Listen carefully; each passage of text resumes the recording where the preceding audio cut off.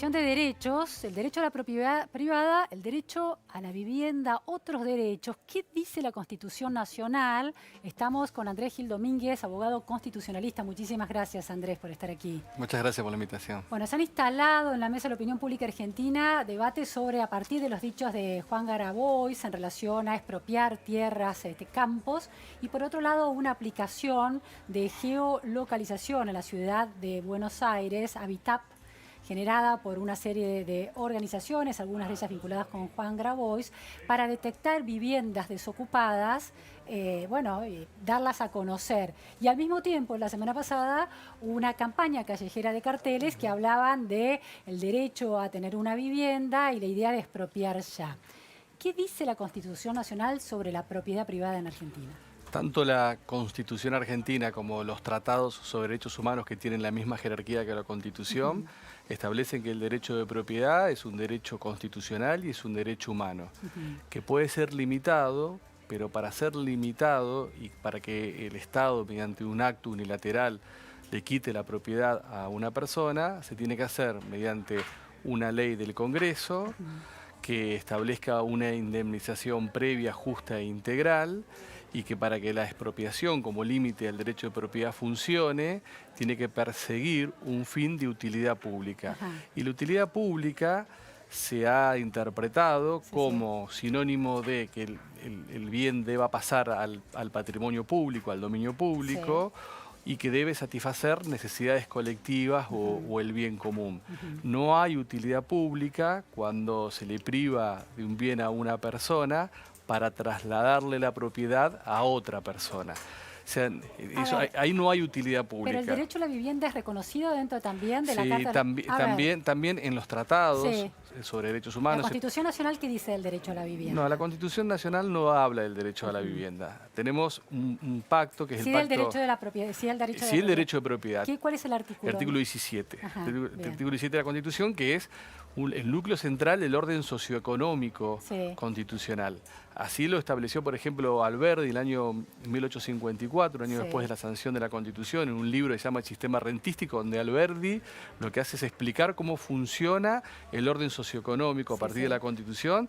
Claramente estableció que el corazón de ese orden socioeconómico era el derecho de propiedad. Ahora, hay un... Es interesante que es además considerado entonces un derecho humano. Sí, porque, según algunas críticas, es como una especie de malestar del capitalismo el derecho a la propiedad. No. Los tratados sobre derechos humanos, la Convención Americana sobre Derechos Humanos, la Declaración Universal de Derechos Humanos, establece que el derecho de propiedad es un derecho humano y que solamente puede ser limitado por ley y cuando se persigan ese fin común o la satisfacción de una necesidad colectiva. La utilidad pública nunca ha sido entendida como que un bien pase del dominio privado al dominio de otro privado. Ahora vamos a ir a eso.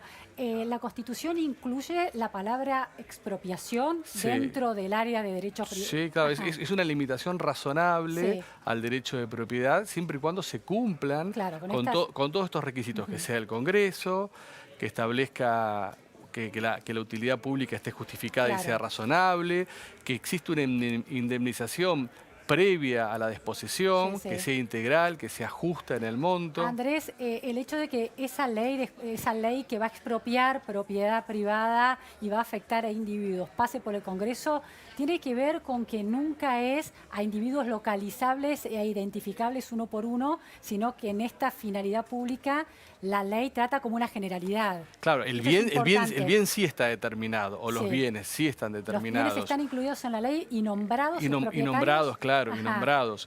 Pero la limitación a ese propietario es para que ese bien cumpla después una función pública. Ahora, no podría venir un... Lo que está proponiendo Grabois es que directamente, mediante el mecanismo de la expropiación, pase un bien de la propiedad de un privado a otro privado. Pero eso no es utilidad pública. Eso no es utilidad pública, pero supongamos que un dirigente político, un representante en el Congreso decide presentar un proyecto con la idea de que ciertos terrenos, ciertos campos en un territorio son considerados de utilidad pública, sean expropiados y pasados a manos de particulares para beneficiar a una comunidad que se ha quedado sin su fuente principal de trabajo. Ese proyecto proyecto, Sí. en caso de sancionarse, convertirse en ley, sería inconstitucional. ¿Por qué? ¿Cuál es la parte inconstitucional de ese Porque no proyecto? existiría utilidad pública. No es utilidad pública, por ejemplo, imagino una situación hipotética, un pueblo que vive de cierto tipo de ingresos, pero esa industria se funde, es embargada, quiebra, entonces hay terrenos ahí no productivos, pero que tienen dueños identificables, y el Estado decide que esos terrenos vayan a manos de esos pobladores para que produzcan. Eso no es utilidad pública. No, eso no es utilidad pública. ¿Qué es utilidad pública Utilidad entonces? pública es que un bien que pertenece al dominio privado pase al dominio público a efectos de dar satisfacciones a necesidades colectivas, no a ciertas necesidades privadas o Pero necesidad particulares. colectiva no es que la gente pueda tener para producir y generar un ingreso y vivir. No, pero no a través del mecanismo de la expropiación. No a través. El mecanismo de la expropiación es, por ejemplo, yo necesito desarrollar una autopista, una Sí. autovía, que va a ser para beneficio de la comunidad, y entonces sí expropio un determinado terreno. Es más, se ha considerado que quizás puede pasar a dominio de privados, pero en tanto esos privados den o desarrollen una función pública, Social, general claro, y social. Por claro. ejemplo, un bien para un privado porque va a establecer una clínica o va a establecer un hospital. Nunca es para el propio sustento. No para el propio sustento, Claro, ahí para el entiendo. propio sustento y para el acceso a la vivienda digna, Claro. que es un derecho humano que está en el Pacto Claro, Internacional. entonces, si uno va al tema de derecho a la vivienda, Claro. no está dentro de la Constitución, pero está en uno de los pactos. Está en uno de los pactos, que es el Pacto Internacional de Derechos Económicos, Sociales y Culturales, que el comité, que es el órgano que lo Sí, interpreta, ha desarrollado el acceso a la vivienda digna en observaciones generales, Sí, sí. y las políticas públicas que tiene que desarrollar el Estado para garantizar este derecho son políticas que no se satisfacen ni se viabilizan a través del mecanismo de la expropiación, sino son políticas públicas que permiten o que promueven el acceso a la vivienda, no a través de la limitación del derecho de propiedad Claro. de una persona, sino a través de políticas públicas de acceso. Andrés, en esta aplicación que generó tanta polémica, Habitab, es una información que llegó a partir de una investigación del periodista Ignacio Montes de Oca. Es una aplicación para teléfonos móviles para detectar casas abandonadas y además coincidió con esta campaña que yo te contaba que dice en sus carteles: ni casa sin gente ni gente sin casas, expropiación ya. Hay información que dice que en 2017 la Fiscalía de la Ciudad de Buenos Aires registró 1.017 denuncias por usurpación de casas desocupadas. En 2018 otros 1.200 casos. Solo 168 inmuebles fueron restituidos a sus dueños. ¿Qué pasa? Porque está muy claro en términos constitucionales cómo se protege ese derecho a la propiedad, que es un derecho humano, pero la justicia concreta no parece estar protegiéndolo demasiado, garantizándolo. Y depende de las situaciones, porque hay todo un mecanismo que se llama el mecanismo de herencias vacantes, porque muchas personas fallecen, tienen un acervo hereditario y no tienen ningún heredero. En ese caso, los bienes van al Estado, el Estado los administra y el Estado lo que va a hacer es ir vendiéndolos o ir rentándolos para con ese producido que vaya al erario público para desarrollar políticas públicas. Pero estos son particulares que denuncian que sus casas desocupadas, sus propiedades han sido ocupadas ilegalmente. De hecho, el Código Penal protege el derecho de propiedad de las personas frente a la usurpación. Es decir, no solamente las personas tienen una vía civil frente a la usurpación de su propiedad, que es el desalojo, sino también está la vía penal. Es decir, que a través de un proceso penal se puede castigar penalmente a alguien por haber usurpado y por haber violado el derecho de propiedad de una persona. La defensa de un usurpador de una vivienda desocupada, la defensa que argumente que está intentando cumplir, restituir el derecho a la vivienda, un derecho constitucionalmente reconocido vía el pacto, vía adherir al pacto de San José de Costa Rica, ¿no es un argumento constitucional? No, no es un argumento constitucional porque el ejercicio de ese derecho de acceso a una vivienda digna se debe satisfacer pidiéndoselo al Estado y a través de políticas públicas que el Estado desarrolle, pero no violando el derecho de propiedad de otra persona. Es decir, la garantía del derecho de acceso a la vivienda digna se da a través del desarrollo de políticas públicas, de planes de vivienda, de planes de ayuda, de subsidios, pero No no, una guerra entre particulares. pero no a través de claro. del desconocimiento del derecho de propiedad de un particular. Claro. Andrés, ¿cómo funciona este mismo derecho a la propiedad en otros países? ¿Hay algunos lugares donde es todavía más amplia la protección que se No, ejerce? generalmente en el constitucionalismo liberal el derecho de propiedad está en el centro del sistema de los derechos económicos, sociales y culturales, y la limitación es la expropiación. Por ahí en algunos lugares la idea de expropiación puede alcanzar mayor flexibilidad porque la utilidad pública se la concatena con la función social de la propiedad. Claro. Pero siempre el derecho de propiedad en un sistema liberal, un sistema Sí. capitalista, está dentro del núcleo central del orden socioeconómico Sí. establecido, y el límite razonable es la expropiación.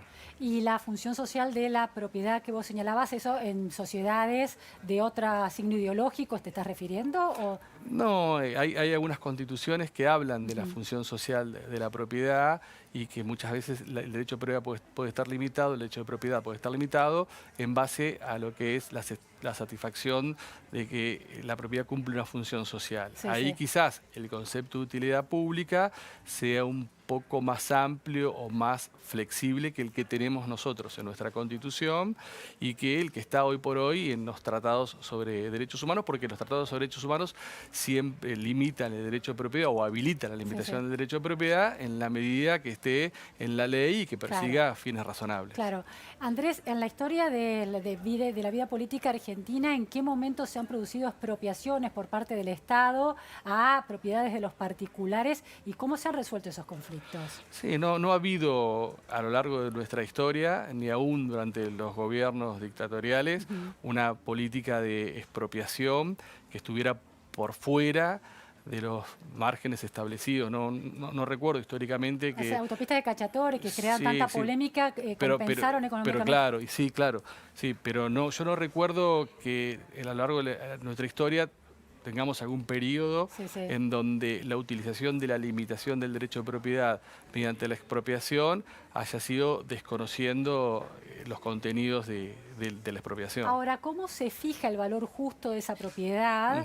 A la hora, ¿es el mercado, es el Estado? No, ¿Quién fija ese precio? hay una tasación o avalúo. Hay una primera etapa en donde el Estado y el particular se pueden poner de acuerdo. Si se ponen de acuerdo, no hay ningún inconveniente, y entonces el particular cobra esa indemnización a través de un avalúo o una tasación que hace un perito oficial o el Estado. Si no se ponen de acuerdo, se va a un juicio de expropiación, en donde es la justicia el que establece cuál es ese precio justo que se le debe pagar al propietario. ¿Ha habido juicios de expropiación? Sí, claro, sí, famosos juicios de expropiación. A ver, no recuerdo particularmente, pero ha habido juicios de expropiación muy importantes por el monto que se estaba discutiendo. Claro. ¿Y la justicia tiene una cierta tendencia a fallar en favor del Estado, de los particulares, o realmente se ha hecho...? No, lo que se trata de buscar ahí es un perito oficial que determine cuál es el valor que de alguna manera estaría respondiendo a esta idea de una indemnización justa e integral. Digo, porque por ejemplo, para fijar el ABL en la Ciudad de Buenos Aires, hay una brecha enorme entre el valor que le atribuye el Estado porteño y el valor de mercado, ¿no? Una brecha aunque el ABL es altísimo y todos nos quejamos, pero el valor sobre el que se calcula... En los juicios de expropiación, el gran debate siempre es sobre la tasación. Claro, exacto. Sobre la tasación. Entonces las tasaciones o se pueden aceptar o se pueden impugnar, y después, bueno, el juez adoptará el criterio, y que esto, si la persona o el Estado no están de acuerdo, podrán después apelarlo. Pero el núcleo central del juicio de expropiación, si el Estado y el particular no han llegado a lo que se llama el advenimiento, en la primera etapa del acuerdo, y es lo más complejo, porque ahí empiezan a ver qué variables, cuál era el valor de mercado, si era solamente el valor del inmueble, si era el valor también que se proyectaba comercialmente, si era un inmueble comercial o tenía determinado valor de mercado por alguna cuestión. Bueno, son todas discusiones particulares que se van dando en el juicio. Lo que sí tenemos que recordar es que la ley que nos rige, que regula la expropiación, es un decreto ley de la época de Videla, y que del 83 a la fecha no se le ha modificado ni se le ha actualizado. O sea, la ley es una ley de la dictadura. De la dictadura. ¿Y está trazada esa ley en relación a las nuevas jurisprudencias que hay en el tema de expropiación?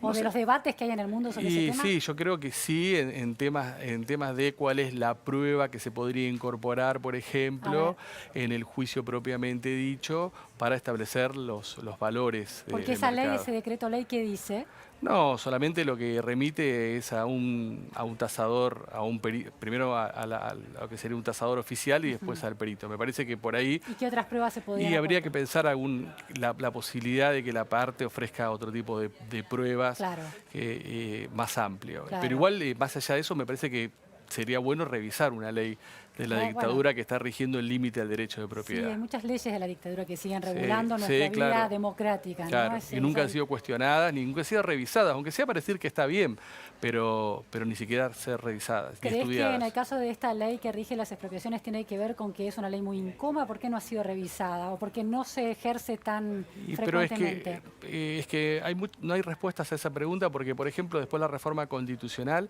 en el 94 incorporamos la acción de amparo y nos sigue rigiendo un decreto de ley de la época de Onganía. Ajá. ¿Y por qué el Congreso no ha Claro. revisado Claro. o no ha sancionado una ley? Claro. Es lo que yo Se llamo incluye en la Constitución, pero no se reforma el marco legal. el marco legal a partir del que venía no Claro. de la última dictadura, de dictaduras Claro. militares anteriores. Es como yo digo, es el nefasto, disvalioso ocio rentado de los legisladores. Está bien, muy claro. Andrés, ¿ha llegado algún caso a la Corte, algún caso de expropiación a la Corte? Sí, han llegado Ah. casos de expropiación donde ¿Por qué? y se ha discutido, y siempre lo que se discute es o la utilidad, el concepto de Sí. utilidad pública, o lo que se ha discutido es el monto.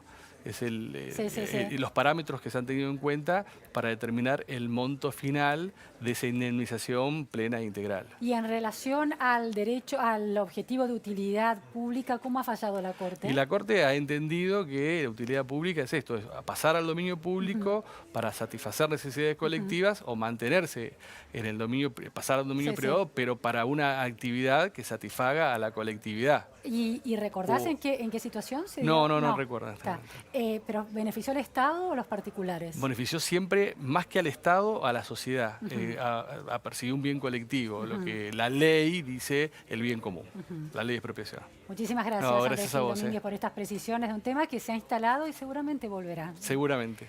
Vamos a un corte en la repregunta Noticias a Fondo y enseguida volvemos.